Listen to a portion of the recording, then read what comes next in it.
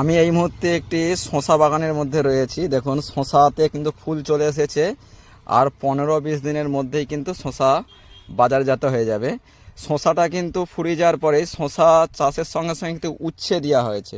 শসাটা উঠে যাবে, শসার গাছ নষ্ট হয়ে যাবে, তারপরে কিন্তু উচ্ছা গাছ আবার এই ভেড়ার মধ্যে উঠে যাবে, আবার উচ্ছা কিন্তু ফসল হয়ে যাবে। মানে একই চাষে দু ফসলি জমি এইটি তৈরির একটি প্রকল্প।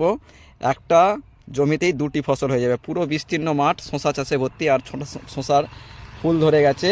আস্তে আস্তে এই শসা আমাদের বাজারজাত হবে। দেখে নাও, শসা আমাদের সুস্বাদু একটি খাবার, যা আমাদের হজম শক্তি বৃদ্ধি করতে সাহায্য করে। এ দেখে নাও শসা বাগান কীরকম হয় এবং ক্ষেত কীভাবে হয়, এবং চাষিরা নিপুণভাবে দক্ষতার সঙ্গে কিন্তু শসা উৎপাদন করে। শসার সঙ্গে কিন্তু ঝিঙ্গাও রয়েছে, উচ্ছে রয়েছে, এগুলোকে 2 ফসলি 3 ফসলীয় জমিভাবে তৈরি করেছে চাষিরা। নমস্কার, আবার দেখা হবে নতুন ভিডিওয়।